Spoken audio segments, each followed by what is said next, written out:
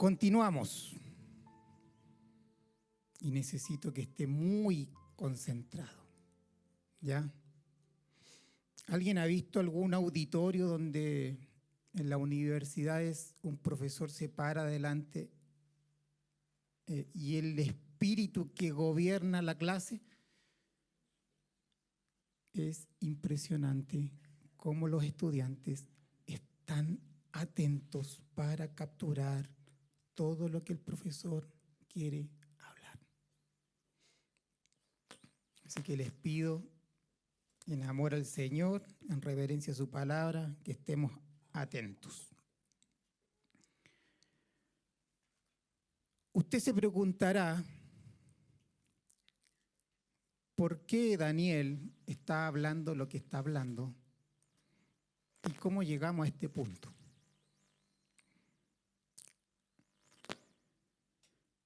Y esto comenzó, no. Estamos hablando del pilar número 10, ¿cierto? ¿Cuál es el pilar número 10 del consuelo?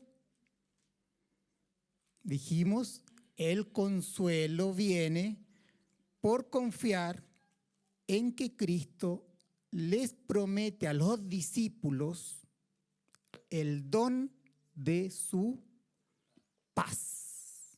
Juan capítulo 14. Llevamos varios años en Juan capítulo 14. Y Jesús dijo esto: la paz os dejo, mi paz os doy. Esa es la herencia del Señor que les prometió a los discípulos, y en ellos todos los discípulos a través de la historia, el día previo a su muerte, en esa reunión íntima que ellos tenían. Y cuando llegamos a este punto, hicimos una introducción a la paz. Hablamos de la paz del Señor en su ministerio terrenal, cómo gobernó su paz, la vida de nuestro Señor. Y después dijimos cuál es el efecto de su paz en la vida de sus discípulos y en su iglesia. Y elaboramos el primer punto, que era paz con Dios, que era la paz objetiva, ¿cierto? La obra que hizo nuestro Señor para que el hombre estuviera en paz con Él, porque de otra manera el hombre no tiene paz con Él, está enemistado con Él y Dios enemistado con el hombre. Y eso es muy grave. Punto 2, dijimos, paz con uno mismo. ¿Recuerda? Una casa dividida cae, un corazón dividido cae. Cuando la mente funciona opuesta a las emociones y sentimientos y voluntades, no hay paz interior, pero su paz gobierna nuestra vida, nuestra alma. Dijimos paz con uno mismo. Después dijimos paz con los hombres. Y el punto 4 dijimos paz con las obras de la providencia de Dios. Y ahí estamos. Yo espero volver en algún momento a Juan capítulo 14, 27 y seguir hasta Juan capítulo 15, 16, 17. ¿Ya? De acá a 5 años vamos a estar en Juan 17.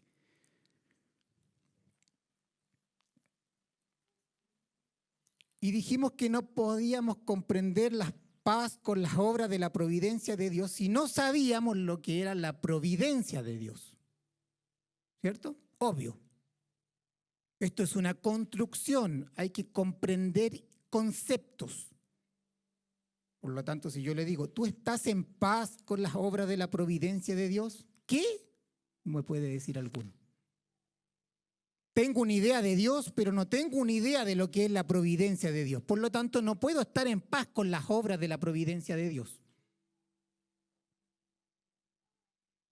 y definimos lo que es la providencia de Dios y sus diferentes aspectos. ¿Cuántos aspectos habían? 3. Su aspecto gubernamental, su aspecto, me salté uno, su aspecto de preservación, su aspecto gubernamental y el aspecto de concurrencia. Y lo elaboramos en 4 sermones. ¿Ya? Vamos a hacer una prueba de esto. Le va a llegar a su correo. ¿Ah? Broma. Luego pasamos de la providencia general de Dios, que Dios lo gobierna todo, a una providencia especial.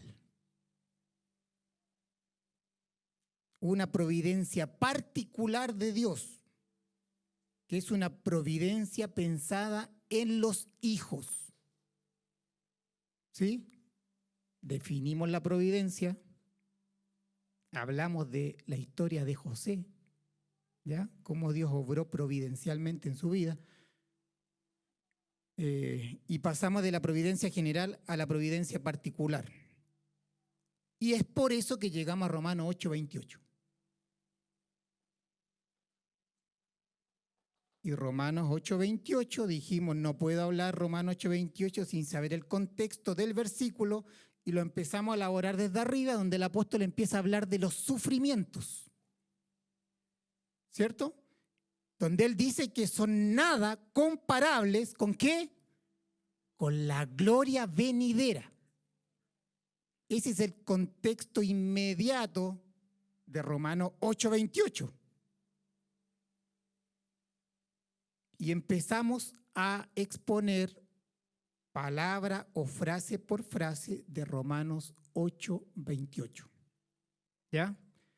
Esa es la hoja de ruta que usted debería tener al menos en un mapa mental para ubicarse y entenderlo y recordarlo. No perder de vista el bosquejo, no perder de vista la estructura. ¿Cierto?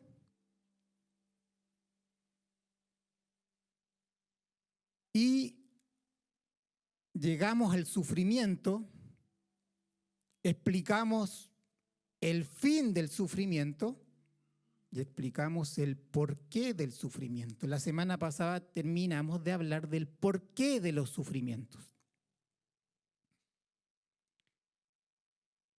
Y elaboramos, ¿cierto?, por la palabra, y ya tenemos una perspectiva bíblica del sufrimiento.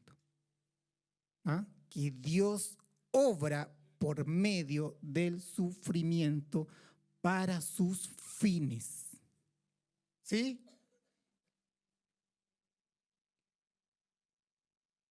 Vimos a Dios como Dios, vimos a Dios como nuestro Padre, que Él nos adoptó, ¿cierto? Que Él tiene algo en su mente fijo hacia nuestra vida y Él quiere formar su Hijo en nosotros y utiliza todos los medios posibles para hacerlo. Quiero volver a leer Romanos 8:28 al 30, para que usted lo recuerde. Todo lo que yo acabo de resumir está en YouTube. Próximamente van a estar en Spotify para que usted, mientras hace ejercicio, algunos, los fitness, también puedan estar ahí escuchando.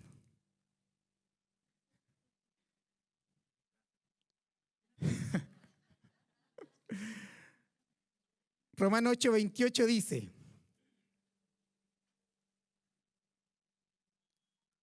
y, diga conmigo, sabemos. ¿Ya lo sabe? Al versículo sí.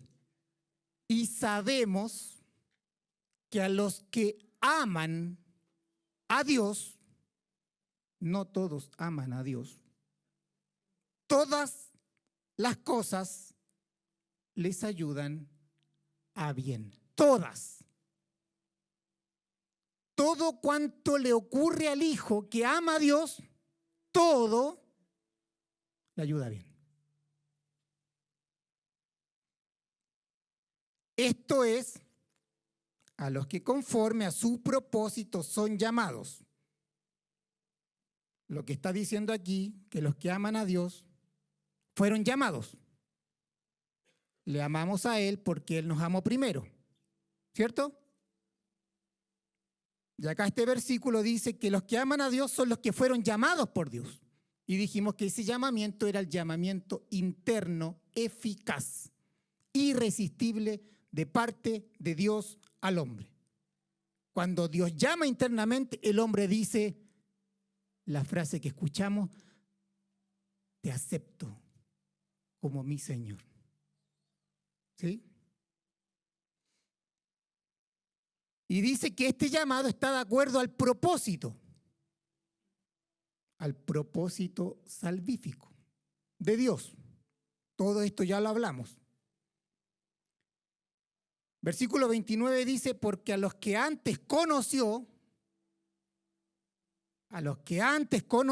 en la eternidad, es decir, los llamados, que son los que aman a Dios, y aquellos que solo a ellos todas las cosas le ayudan a bien, dice que a los que antes conoció, también los predestinó, es decir, les marcó un camino, les marcó una ruta, como un cerco. ¿Para qué? Para que fuesen hechos conforme a la imagen de su Hijo. Para que Él sea el primogénito entre muchos hermanos. Y a los que predestinó, a estos también los llamó. Y a los que llamó, a estos también justificó. Y a los que justificó, a estos también glorificó. Esto es profundo. Y si algún cristiano logra comprender por la vida del Espíritu esto, creo que podríamos decir que vamos a hacer la iglesia que el Señor quiere que hagamos, que seamos. A partir de esta semana,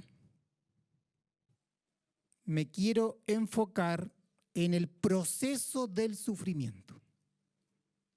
¿Ya? Ya vimos el porqué del sufrimiento, vimos el para qué del sufrimiento, cuál es el fin del sufrimiento, y hoy día, y a partir de hoy y las próximas semanas, nos vamos a enfocar en el proceso del sufrimiento como tal.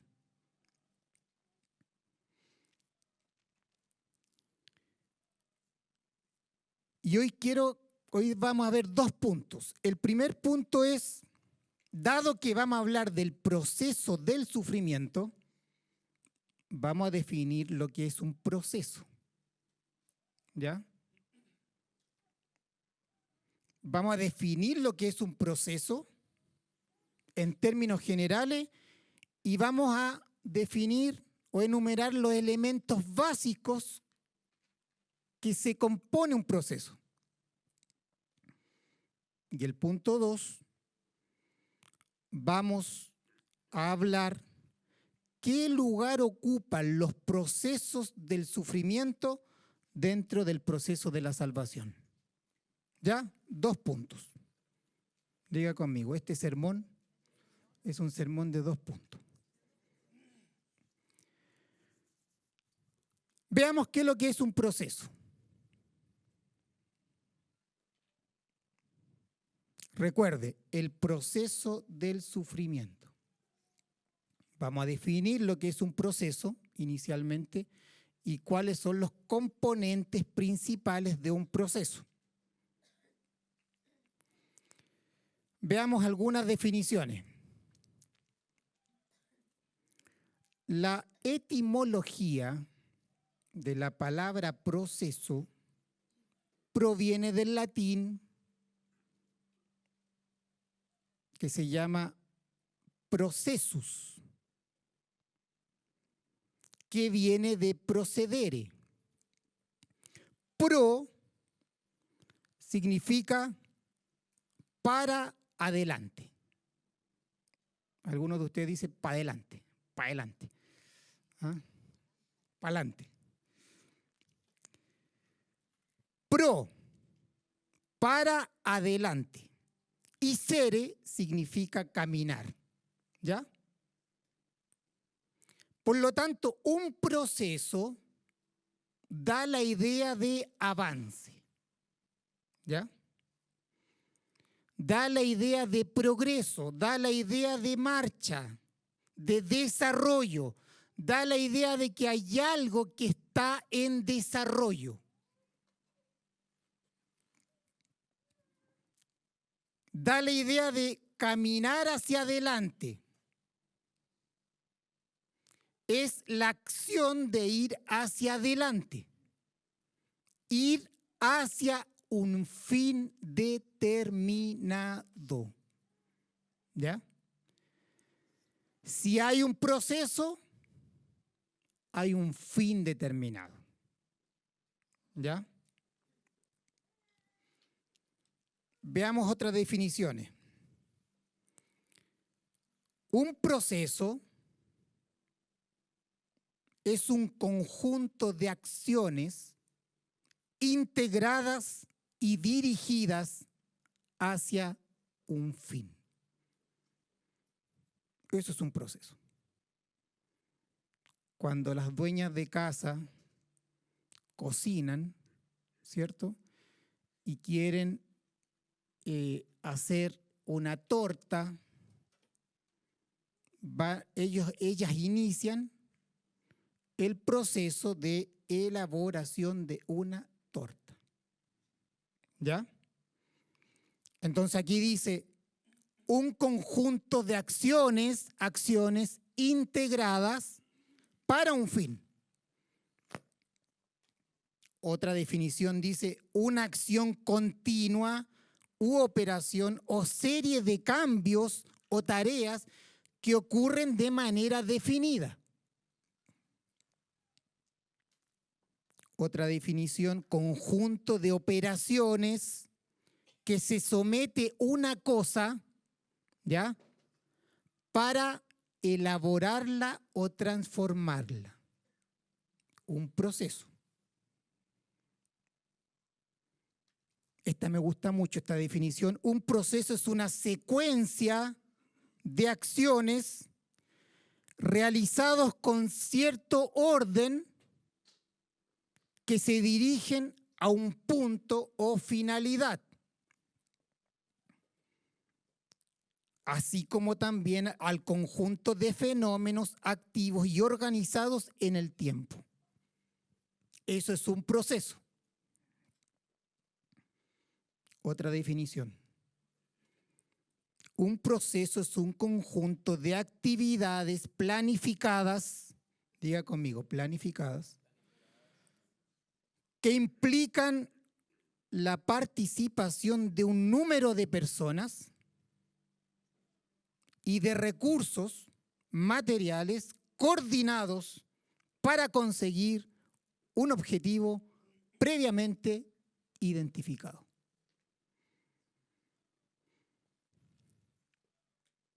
Y la definición más pro que encontré de la norma ISO 9000-2015 dice: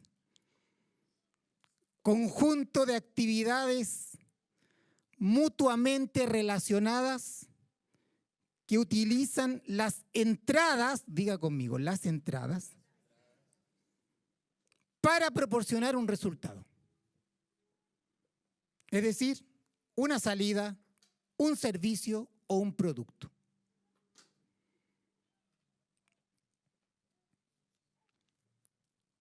Ejemplos de proceso. Tenemos procesos químicos, ¿cierto? La fotosíntesis es un proceso químico. La fermentación natural de los alimentos es un proceso químico. Yo lo veo a menudo.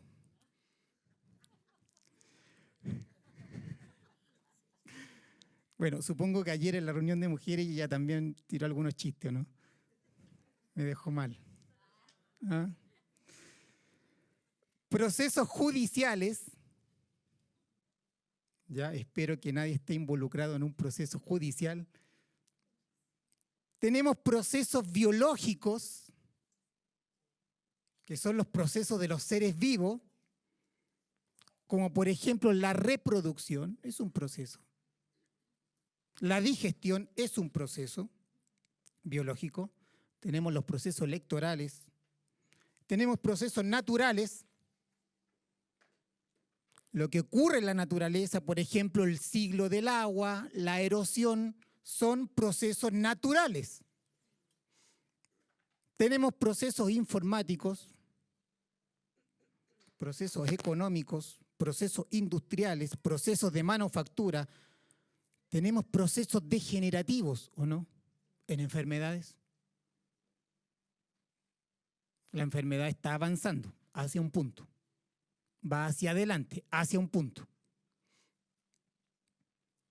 Tenemos procesos de matrícula, procesos de postulaciones varias. Tenemos procesos de sufrimiento.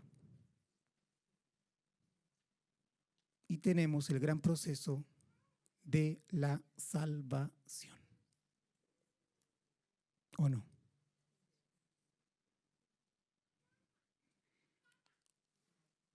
Veamos ahora los elementos principales de un proceso. Si usted escuchó atentamente, ya pudo identificar algunos elementos.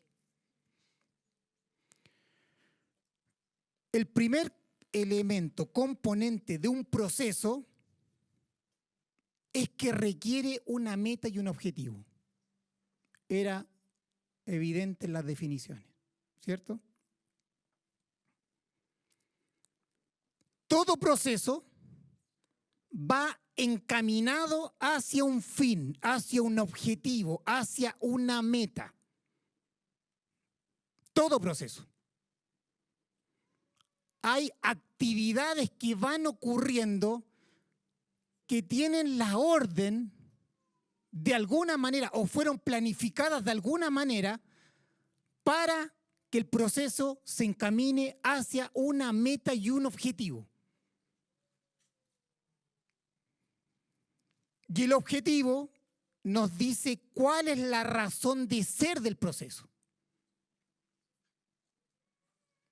¿Cuál es la finalidad? ¿Qué es lo que se quiere lograr? Es la razón de ser, el corazón del proceso.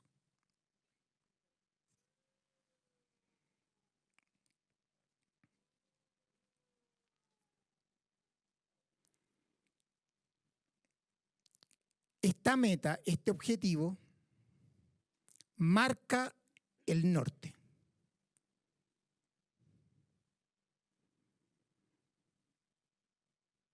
Por el cual todos los procesos o procesos más pequeños o subprocesos se orientan y se alinean. ¿Sí?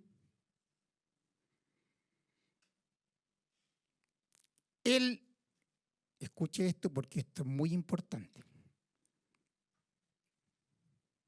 Esto lo hablan en la Universidad Católica en gestión de procesos. ¿Ya? El objetivo le da sentido al conjunto de actividades, de operaciones que son parte del proceso. Por lo tanto, diga conmigo, número 1, un proceso requiere una meta. Número 2, un proceso requiere un propietario. Requiere un dueño o varios dueños. Requiere un responsable o varios responsables. Por lo tanto, tenemos una meta y tenemos a un dueño, tenemos a un responsable del proceso. un proceso requiere un autor que diseñen las diferentes etapas del proceso para poder lograr el fin.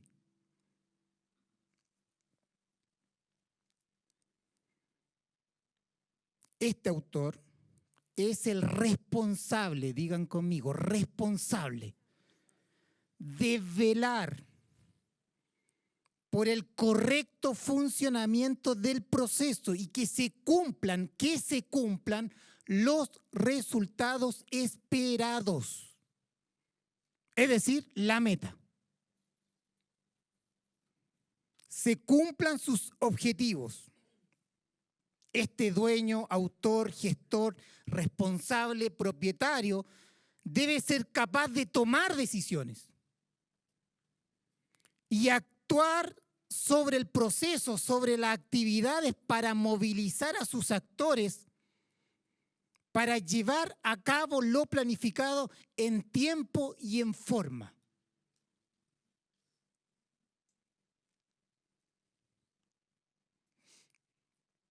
Por lo tanto, número 2, un proceso tiene un responsable, tiene un propietario y tiene un autor. Número 3, un proceso tiene entradas.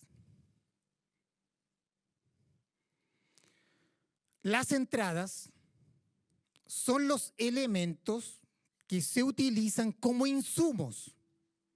Son las materias primas, son productos, puede ser información, son los medios para el fin.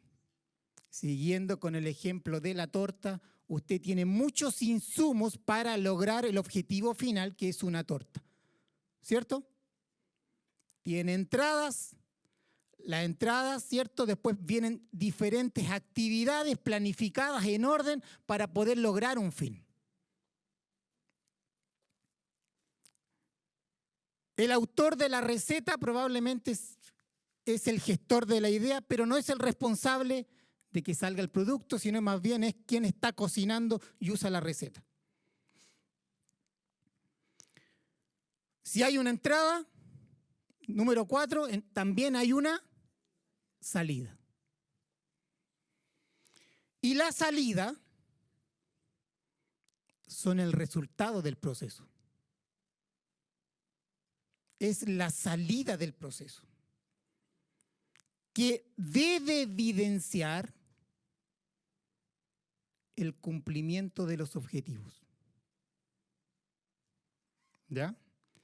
Si hay un proceso bien diseñado, bien gestionado, usted debería tener un resultado que esté alineado con la meta y el objetivo del proceso.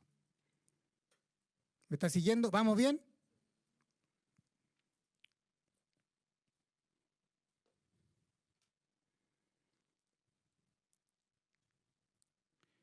Número 5, un proceso requiere actividades, tareas.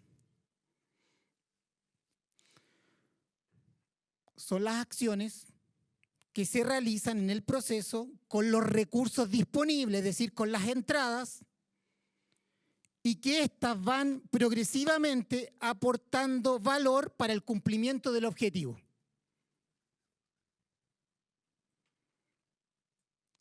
Las actividades transforman las entradas para obtener las salidas. Si no hay actividades, no hay proceso.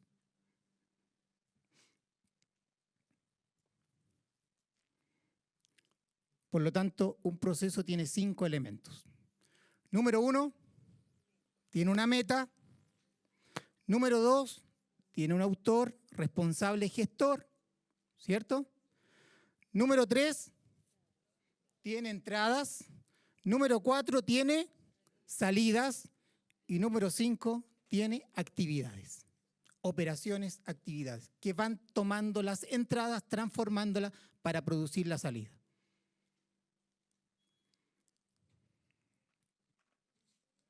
Diga conmigo, esto es muy importante.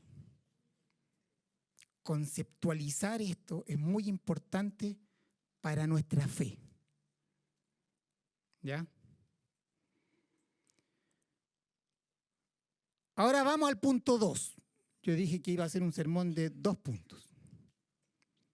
El segundo punto es, ya que hemos definido lo que es un proceso y sus componentes, vamos a ver cómo el proceso del sufrimiento encaja dentro del gran proceso que es el proceso de la salvación. ¿Ya?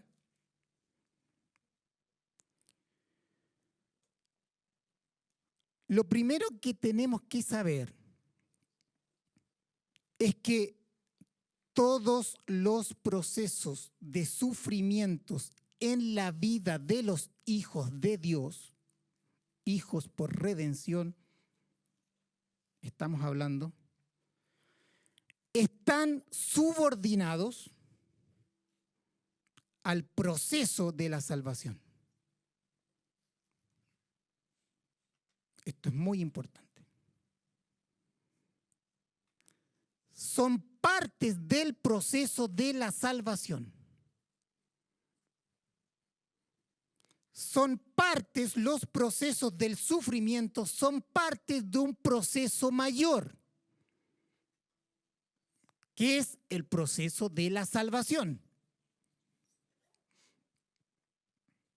Por lo tanto, estos procesos de sufrimiento comparten la misma meta del proceso de la salvación. Están orientados a la misma meta del gran proceso que es el proceso de la salvación.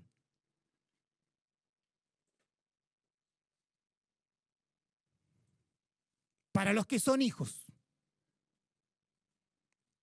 para los que aman a Dios, para los que fueron llamados conforme a su propósito. Solo ellos son los destinatarios de esa gran promesa.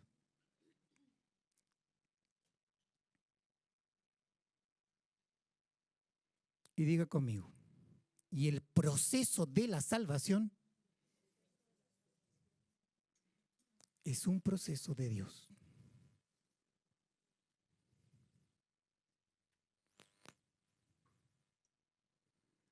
Porque la salvación es de Dios.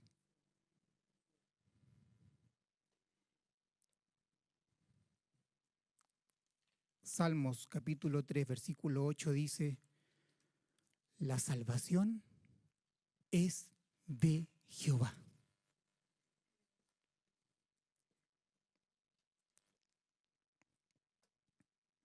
Por lo tanto, Dios es el autor, es la mente creadora, es el gestor, es el que articula, es el que coordina, es el responsable del proceso de la salvación.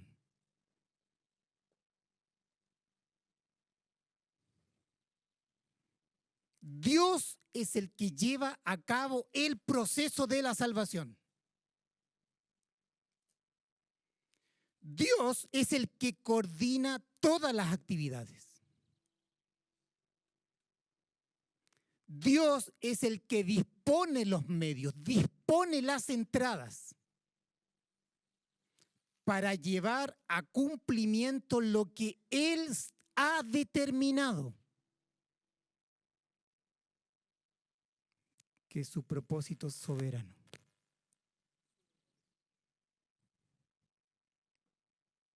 Él prepara los insumos y Él prepara la salida.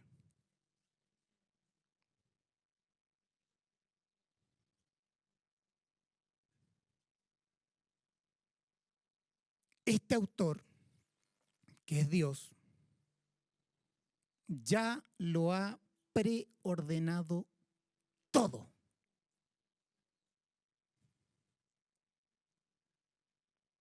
Él ya lo ha dispuesto todo. Y no hay nadie ni nada que pueda oponerse al desarrollo de su proceso soberano de la salvación.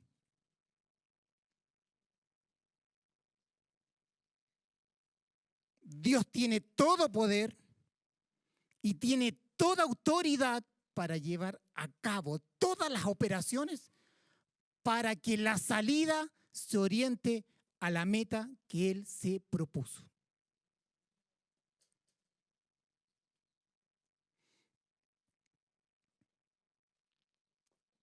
Una cosa es un proceso de un hombre, gestado por un hombre, pero otra cosa es un proceso de Dios. ¿Cierto? ¿Cuántas tortas no han quedado mal?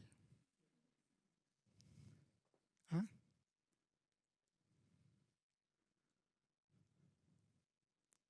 Es que se me pasó el tiempo. Es que el horno se calentó más de lo normal. ¿O no? Es que me distraje. Es que eran 3 claras de huevo y yo lo hice con 1.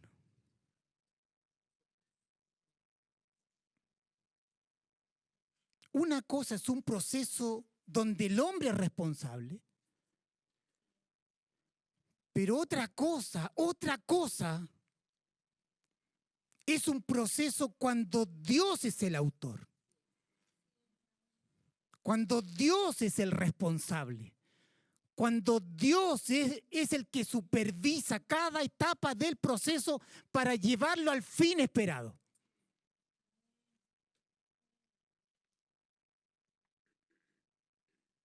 Una cosa es un proceso creado por un hombre limitado, pecador, imperfecto, con conocimientos limitados, con posibilidades ciertas de errar, ¿sí? Y por tanto que se equivoca, itera para tratar de lograr el fin que se propuso. Por lo tanto, funciona a veces a prueba y error. Y esto al hombre, por lo menos en el área de informática, lo lleva a tener todo un área que se llama QA, control de calidad. Testear con todos los datos posibles para que en realidad el programa o proceso produzca los resultados esperados. Porque son procesos humanos. Procesos de la criatura.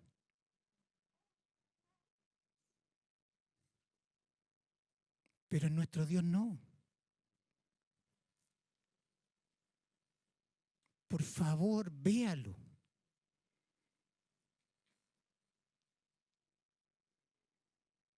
Dios es infalible.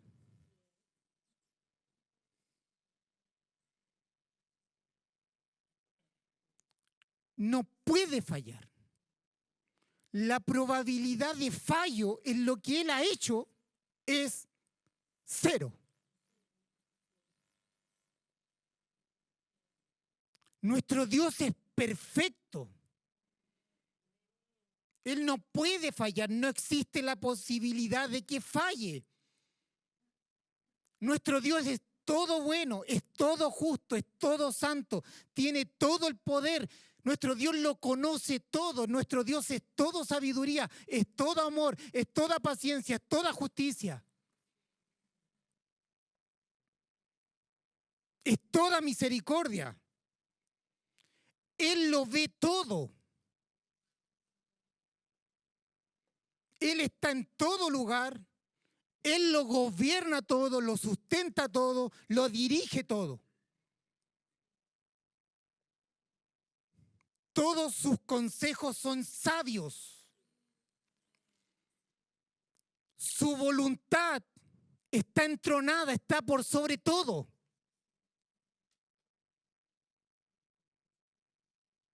Por lo tanto, todo lo que Él hace es bueno en gran manera.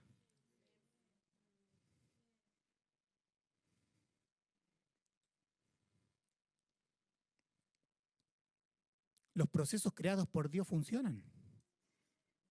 Los procesos biológicos funcionan. Tanto a nivel del macrocosmo como el microcosmo, todo funciona. Los procesos químicos funcionan. Los procesos naturales funcionan. El ciclo del agua funciona.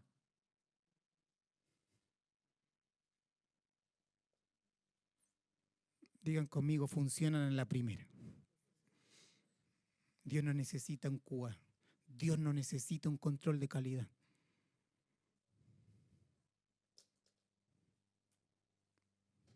El pecado del hombre en Génesis 3 a Dios no le tomó por sorpresa.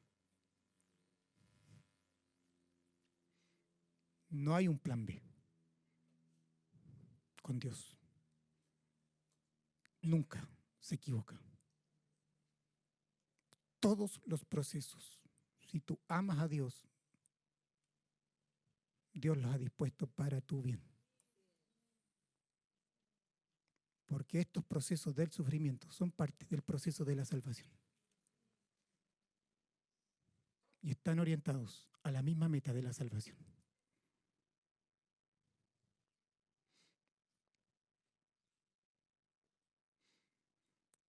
Ahora, el proceso de la salvación, escúcheme esto, es el resultado de lo que Él se propuso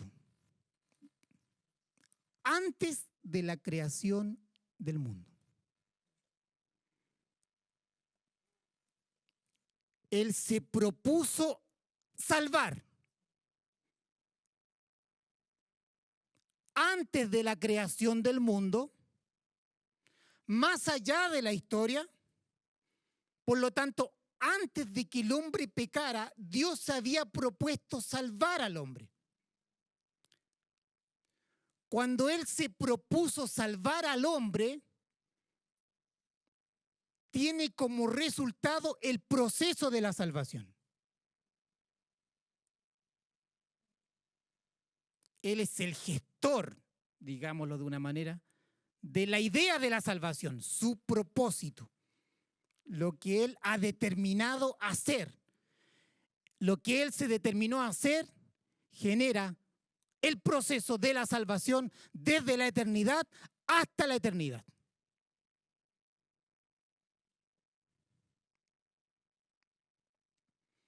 La decisión de salvar es antes y más allá de la historia.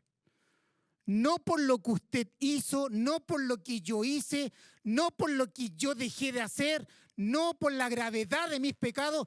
Él decidió salvar por su mera voluntad. Antes de la creación del mundo. Mira lo que dice 2 de Timoteo, capítulo 1, versículo 9.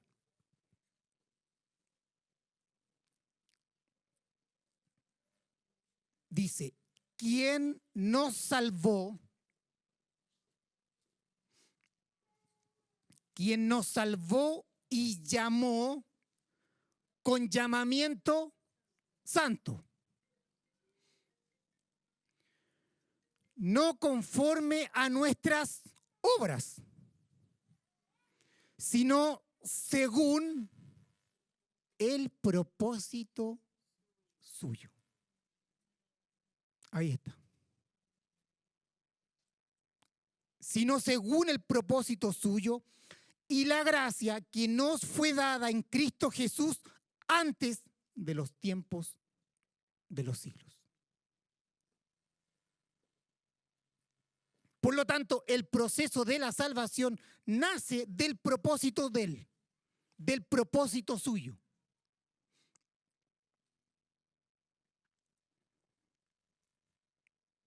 Y el propósito de Dios es el gran tema de la Biblia. Lo que Él se ha propuesto hacer. Esto usted lo ve en forma explícita, como lo acabamos de leer acá en 2 de Timoteo capítulo 1, versículo 9, pero también usted lo ve en forma implícita. Y llegado la plenitud de los tiempos, nació nuestro Señor. ¿O no? Cuando los judíos le buscaban para matarlo, ¿y qué dicen los evangelios? Todavía no había llegado su hora. Porque hay una agenda divina que gobierna la agenda de los hombres. Dios está llevando a cabo el proceso de la salvación.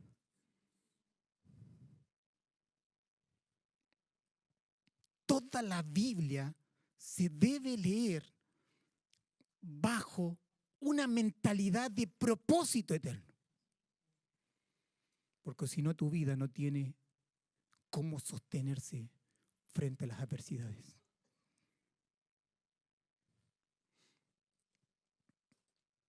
El propósito soberano de Dios es el gran tema de la historia.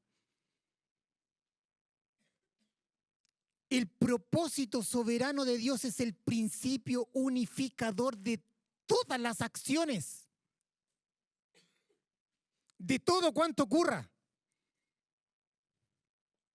Porque Dios gobierna, porque Dios es soberano y lo gobierna a través de su providencia.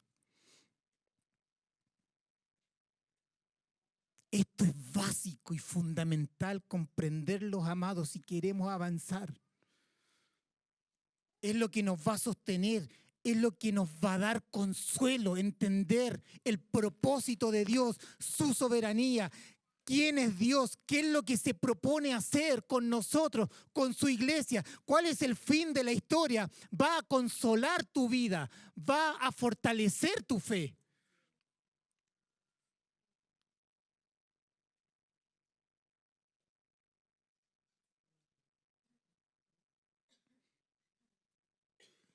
¿Por qué? Porque el propósito de Dios subordina, somete, domina todo. Para el fin, la meta que Él se ha propuesto. Mira lo que dice Romanos capítulo 9, versículo 11. Romanos 9 es un capítulo donde nos habla de la elección soberana de Dios. Hablando de Jacob y Esaú, dice: pues no habían aún nacido, ni habían hecho aún ni bien ni mal, hablando de Jacob y Esaú, para que el propósito de Dios conforme a la elección permaneciese no por las obras, sino por el que llama. Dios escogió a Jacob.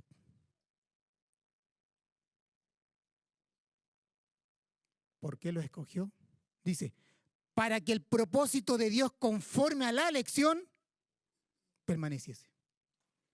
El propósito de Dios subordina todas las cosas. Por lo tanto, el proceso de la salvación nace de su determinación, de su propósito. ¿Quién determina por su propia voluntad salvar al hombre que iba a ser creado?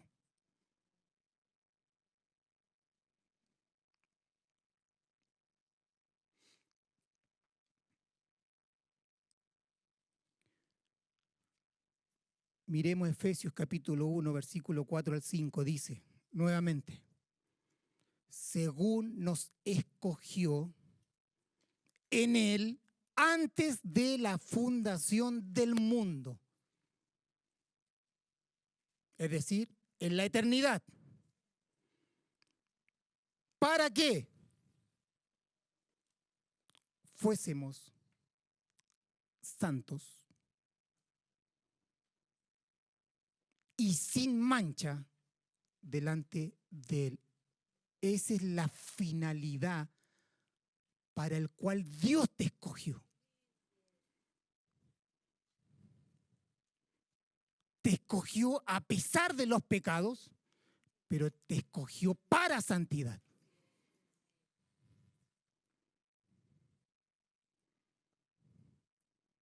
Para hacer morir por el Espíritu las obras de la carne.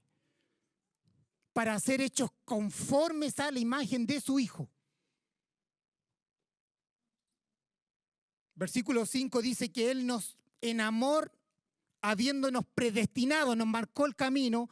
¿Para qué? Para ser parte de su familia, para ser adoptados, hijos suyos, ¿por medio de quién? Por medio de aquel que el Padre designó en la eternidad para proveer salvación a los que Él eligió. Por medio de Jesucristo, según el puro afecto de su voluntad. Nuevamente, su propósito, según el puro afecto de su voluntad. Su voluntad y su propósito son uno. Lo que Dios se propone, Dios lo quiere y lo va a lograr y lo va a hacer. Él es el autor, Él es el gestor del proceso de la salvación. Y dentro del proceso de la salvación están todos los procesos por los cuales Dios dispone para los hijos. Y dentro de esos procesos está inevitablemente el proceso del sufrimiento que está orientado a la meta final, que es que Cristo se forme en ti para la alabanza de su gloria.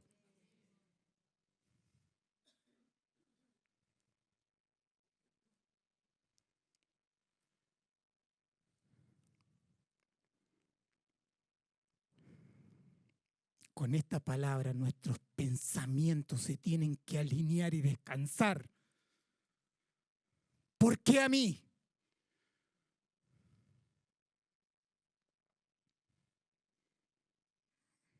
Los procesos tienen un fin. Efesios 1:9 nuevamente dice, dándonos a conocer el misterio de su voluntad. ¿Cuál era el misterio de su voluntad? Lo que Él se había propuesto en sí mismo. ¿Qué es lo que era? La salvación. Según su beneplácito. Nuevamente, el cual se había propuesto en sí mismo. Nuevamente, el propósito de Dios.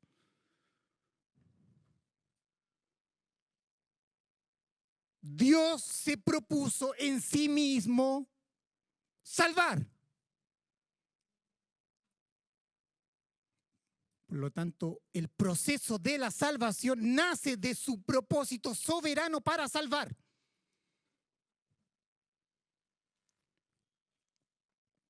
Este propósito nace de su propia mente infinita, sabia, justa, santa, la cual se expresa en su voluntad, propósito y acción.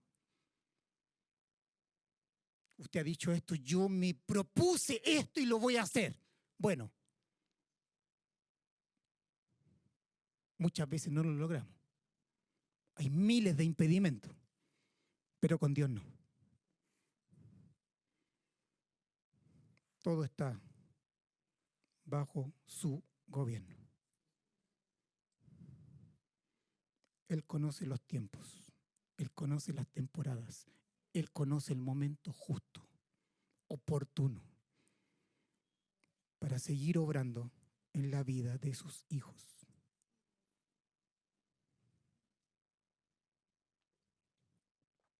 Efesios 1:11 nuevamente. En Él asimismo tuvimos herencia, habiendo sido nuevamente predestinados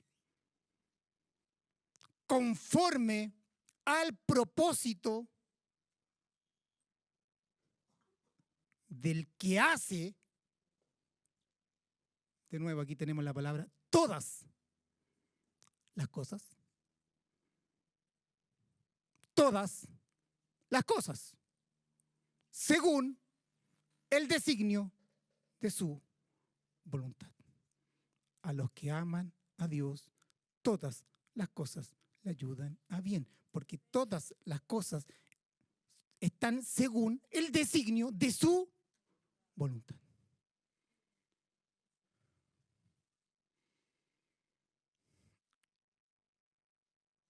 Este versículo es una declaración impactante de la soberanía de Dios. Habla de predestinar, que es trazar un camino, de marcar un camino sobre la herencia para los creyentes. Habla de propósito, que es la decisión tomada por Dios sin condiciones. Y habla de su designio, que es la deliberación en la mente divina, decidiendo actuar en los creyentes en el tiempo planificado desde la eternidad. Y habla de voluntad, que es la inclinación a lo que Él ya decidió.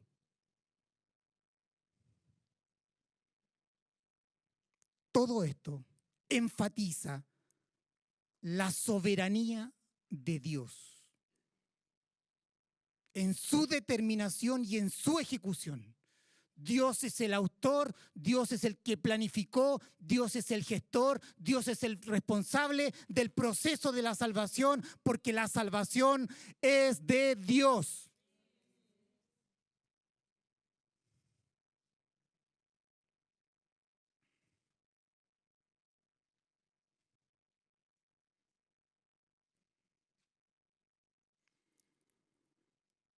El proceso de la salvación tiene etapas.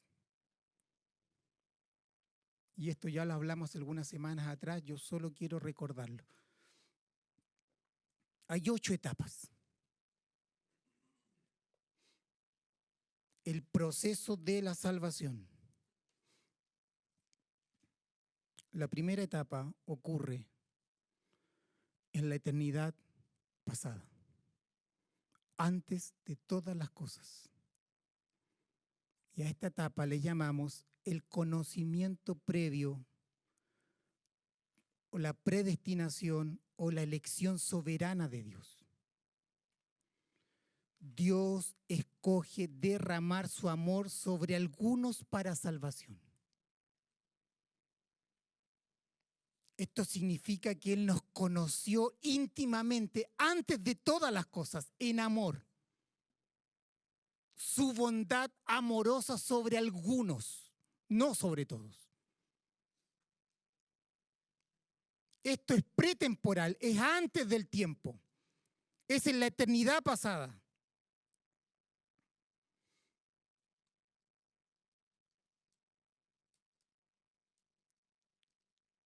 La fase número 2 es la aplicación de su plano, de su propósito, en base a la obra redentora del Hijo. Y es el Espíritu Santo que aplica la obra redentora del Hijo, quien nos proveyó de salvación. ¿Sí? Y en la fase número 2, el Espíritu Santo hace en nuestra vida un llamamiento interno que está de acuerdo a su propósito soberano.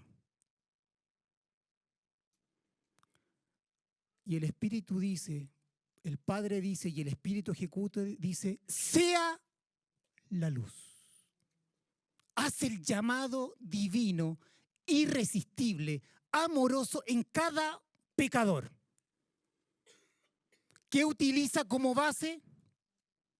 El llamamiento universal, ¿cierto? Que es su palabra. El Espíritu Santo obra por medio de el llamado universal, que es la predicación de la palabra, y utiliza las obras de la providencia, las acciones de la providencia, para actuar según su propósito desde la eternidad. Y hace el llamamiento interno. Y cuando hay un llamamiento interno, este llamamiento interno de parte de Dios es irresistible. Y cuando ocurre este llamamiento interno, el hombre nace de Dios. No es llamamiento del hombre. No es una conversión emocional. Es un llamado interno, eficaz, irresistible por el Espíritu. Esto te puede ocurrir en cualquier momento si tú no eres hijo de Dios. No necesariamente en estos ámbitos. Te puede ocurrir en tu casa, porque el Espíritu está permanentemente hablándote, convenciendo, argumentándote, para que te veas pecador, para que veas la justicia de Cristo. Es el obrar soberano, libre del Espíritu Santo en la vida de los que fueron escogidos en la eternidad. Y el hombre pecador, Dios lo hace participante de su vida celestial. Cuando hay un llamamiento eficaz, el hombre mira a Cristo, mira la salvación, mira la cruz, mira su amor, mira su bondad, mira su justicia. Mira la provisión que Dios en Cristo hizo.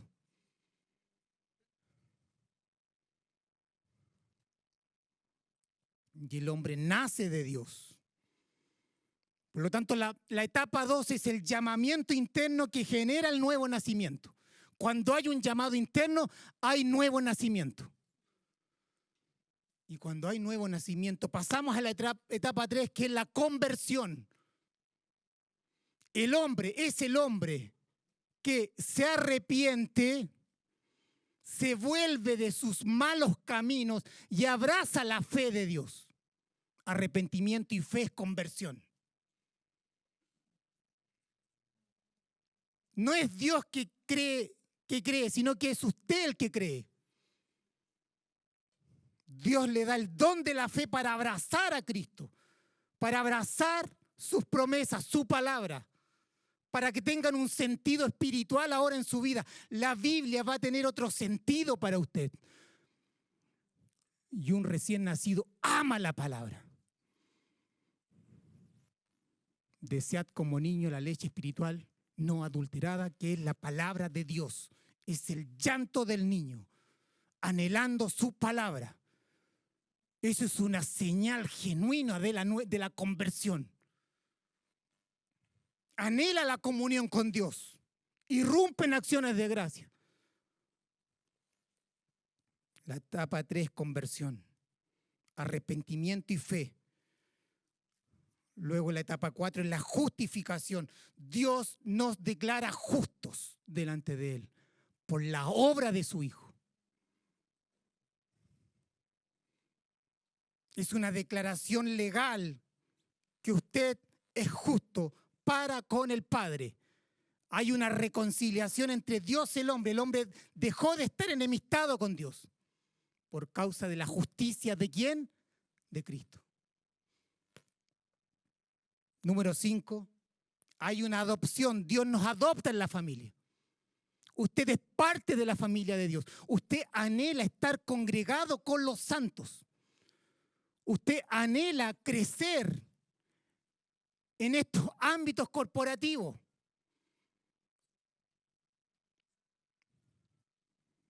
No somos miembros aislados. Somos miembros que pertenecemos a una comunidad, a un cuerpo, porque Dios lo diseñó. Somos parte de la familia de Dios, eso es el número 5, la adopción. Dios nos adoptó, somos parte de su familia, Él es nuestro Padre, Él es nuestro Dios.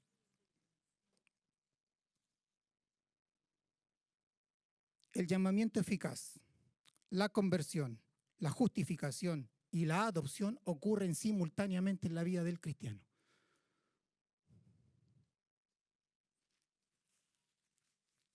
Pero la fase número 6, que es la santificación, y la número 7, que es la perseverancia,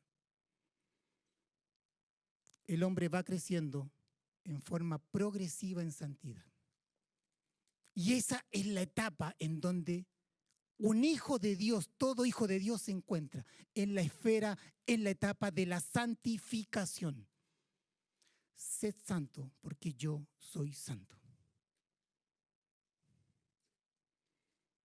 Todo esto ocurre a lo largo de la vida cristiana hasta que Dios te lleve a la eternidad, que es en algún momento el paso 8, nuestra glorificación. Estas son las fases del proceso de la salvación, donde el autor es Dios.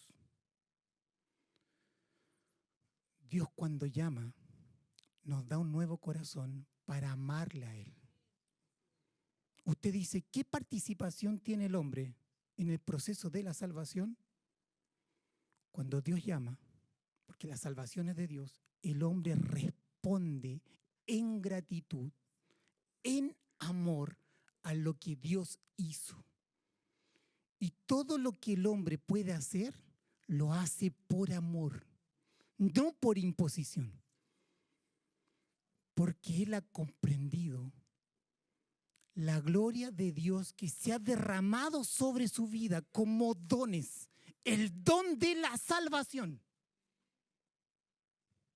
Lo que no merecíamos, Él lo dio por gracia, solo por gracia.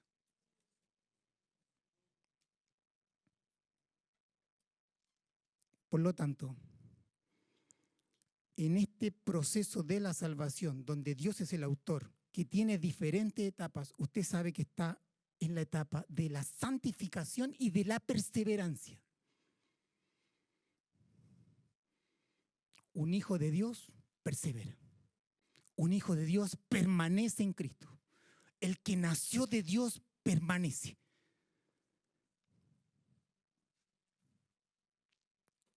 Podemos descarriarnos, darnos unas medias vueltas en el mundo. Pero usted sabe que hay un principio de vida en usted que no lo deja estar tranquilo. Y que Dios está llamando, que Dios está por su espíritu convenciéndonos para poder nuevamente arribar a la persona de su Hijo.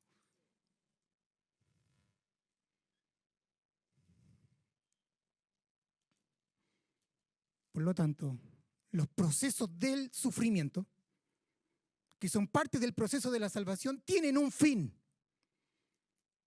que es nuestra santificación.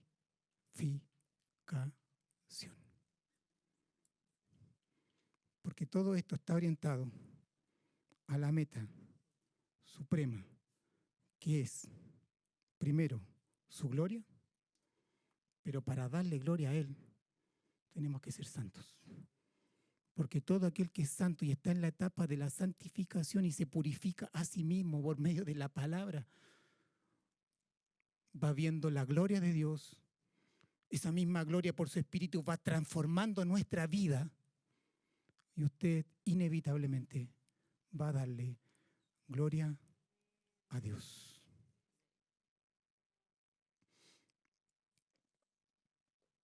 ¿Qué espera Dios de su iglesia? Ser santos y sin mancha delante de Él. Mira lo que dice Efesios 5. Maridos, amad a vuestras mujeres, así como Cristo amó a la iglesia y se entregó a sí mismo por ella, para santificarla, habiéndola purificado en el lavamiento del agua por la palabra, a fin de presentársela a sí mismo una iglesia gloriosa que no tuviese mancha ni arruga ni cosa semejante, sino que fuese santa y sin mancha.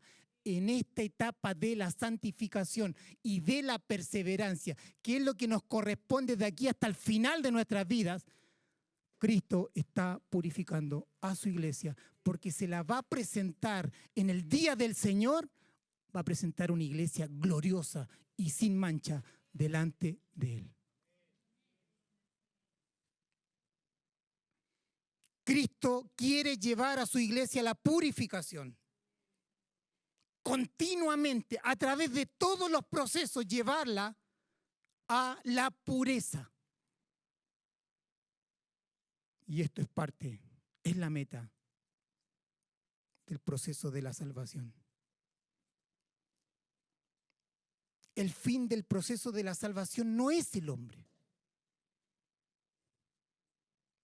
Predicamos muchas veces una salvación centrada en el hombre, pero el fin del proceso de la salvación es la gloria de Dios. Usted anhela que otros hijos le den gloria a Dios, que conozcan al Dios que a usted lo salvó.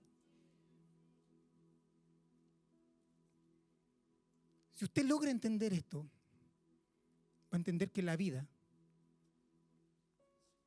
no es una vida para ser feliz. Porque si a usted le dicen, ¿sabes qué?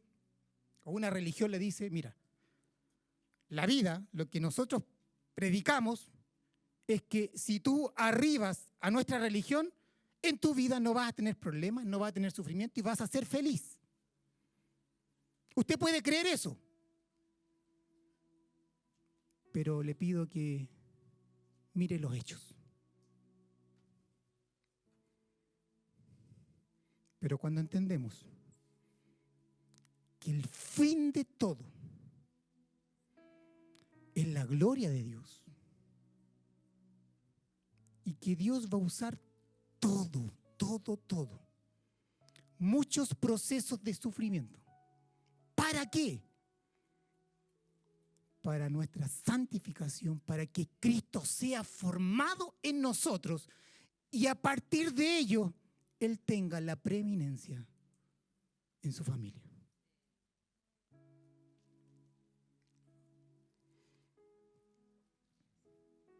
¿Por qué mi hijo me nació así? ¿Por qué mi padre se fue así? ¿Por qué nací donde nací? ¿Por qué tengo el esposo que tengo? Sí me hace sufrir. ¿Por qué tengo la esposa que tengo? Sí me hace sufrir. ¿Por qué me salieron hijos así?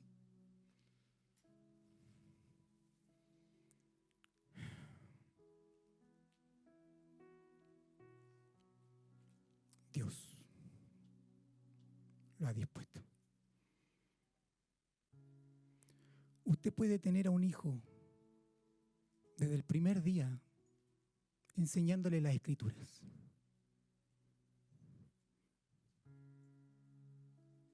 Y eso no le garantiza su salvación. ¿Sí? La salvación es de Dios. Ahora, Dios a los padres nos lleva a eso. Él es soberano. Pero podría ser que este hijo, al igual como este ejemplo extremo, al igual que el que estaba en la cruz al lado del Señor, segundos antes de su muerte, Dios diga, sea la luz. ¿O no? La salvación es de Dios.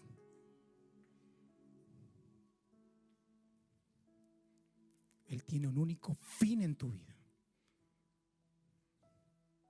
Todo esto de la prosperidad financiera, hermano, Dios decide. Él abre puertas y cierra puertas. Si tú corres detrás del dinero, vas a ser esclavo del dinero. Vas a perder familia, vas a perder temporadas con tu hijo, temporadas con tu esposa. Pero hay ocasiones que Dios te lleva y no es a todos.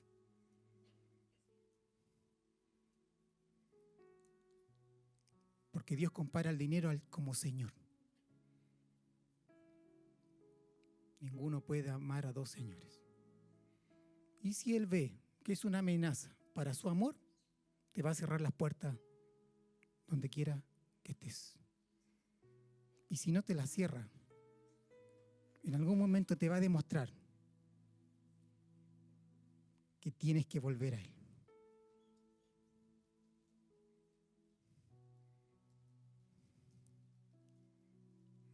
Dios tiene una finalidad. ¿Sabes cuál es la finalidad? Que nosotros le disfrutemos solo a Él para siempre y que lo glorifiquemos a Él por toda la eternidad.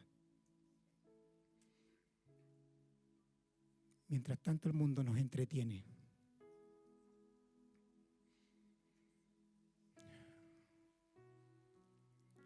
La salvación es de Dios. Cuando el hombre interviene en este proceso, no se logra el objetivo. Por lo tanto, cuando usted va a discipular, que sean las palabras de Dios, por el Espíritu de Dios. Porque la salvación es de Él, la santificación es de Él. Siempre que el hombre en su humanidad mete la mano, la embarra.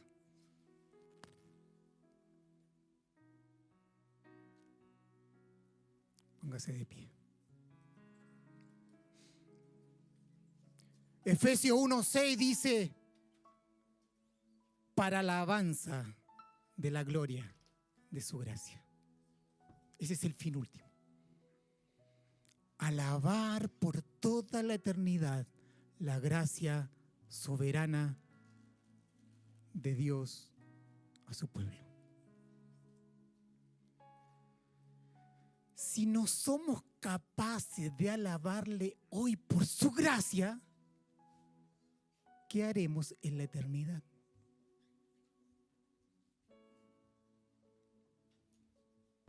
Porque nos estamos preparando para la eternidad. Dios nos está preparando para la eternidad. Por lo tanto, yo debería estar horas de horas alabando su gracia.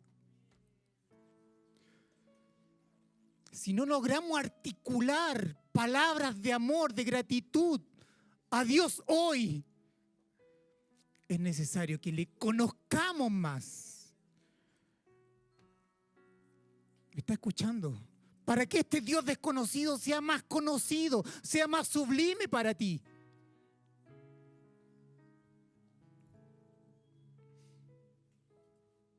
Para la alabanza de la gloria de su gracia. Para la alabanza de su gloria.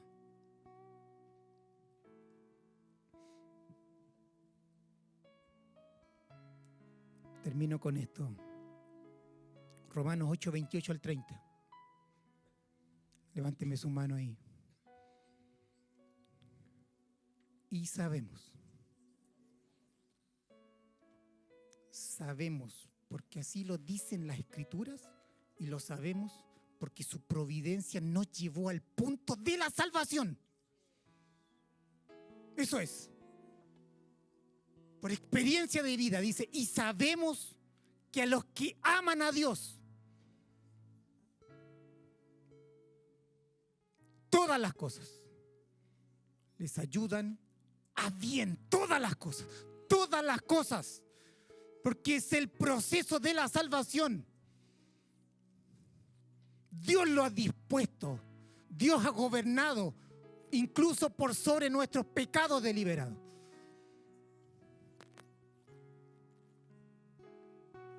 Esto es a los que conforme, y esta palabra es bellísima, dice conforme a su propósito. En esto descansa el cristianismo, en esto descansa la historia, en esto descansa la Biblia. No podemos entender el cristianismo ni el evangelio si no comprendemos algo de que Dios se determinó salvar.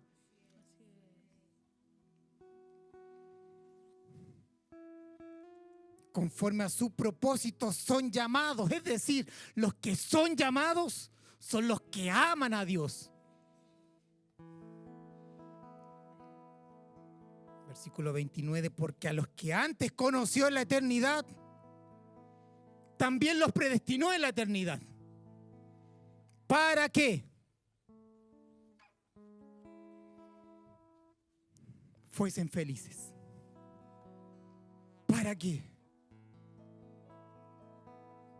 Fueran ricos.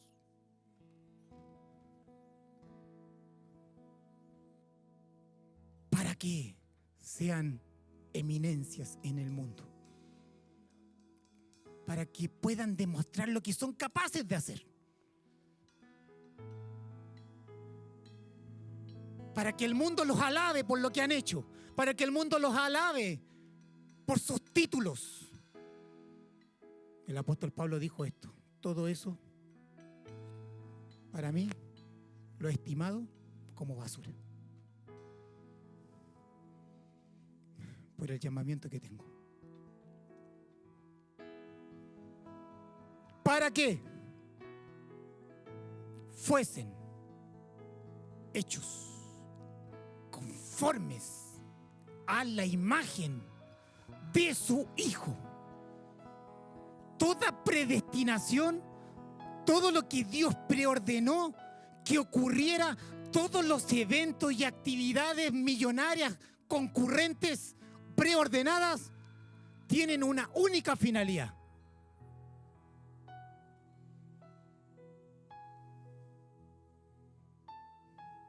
santificación.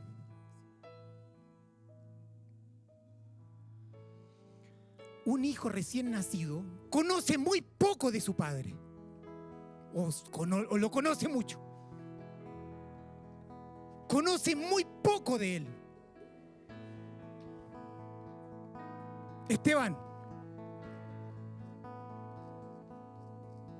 que ha nacido de Dios, conoce muy poco de Dios. Y Dios se va a encargar de que le conozcas.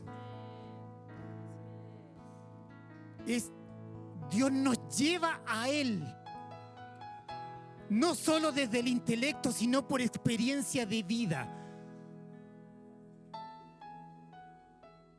Dios transforma nuestra alma.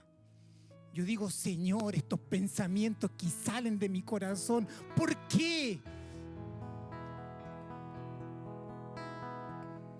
Si yo fui hecho para alabarte desde mis pensamientos, acciones, intenciones y hechos, y tengo malos deseos también, mi ruego es: Espíritu Santo, transforma mi vida a la vida del Hijo. Quiero amar como amaba el Hijo. Quiero ser manso como era el Hijo. Quiero tener el amor del Hijo. No es tu amor, no es tu bondad, es Cristo en ti.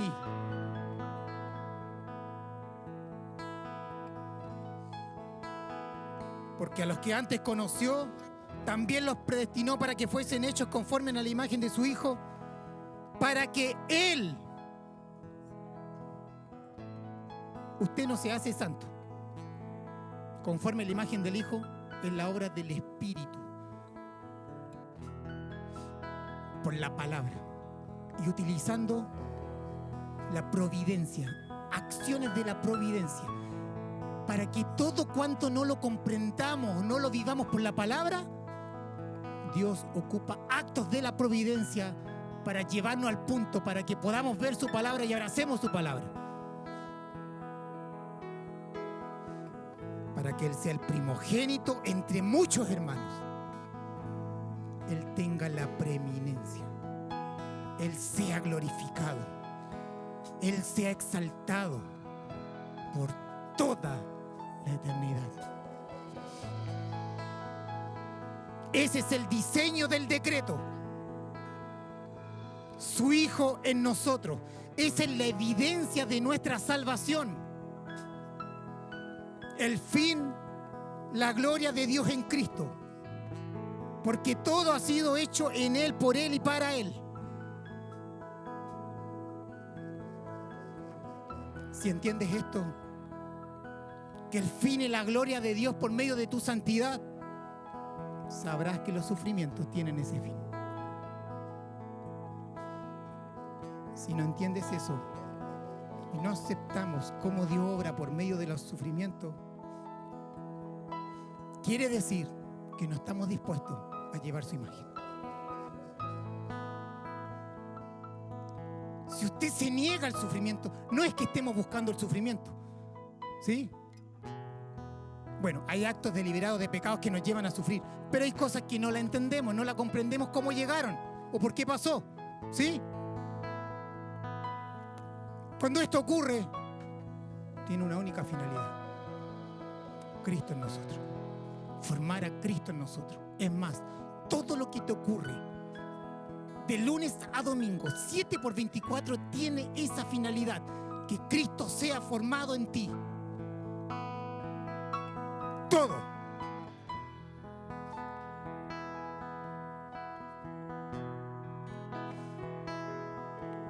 Estamos en la etapa de la santificación y de la perseverancia. El Hijo de Dios persevera hasta el fin a pesar de las adversidades.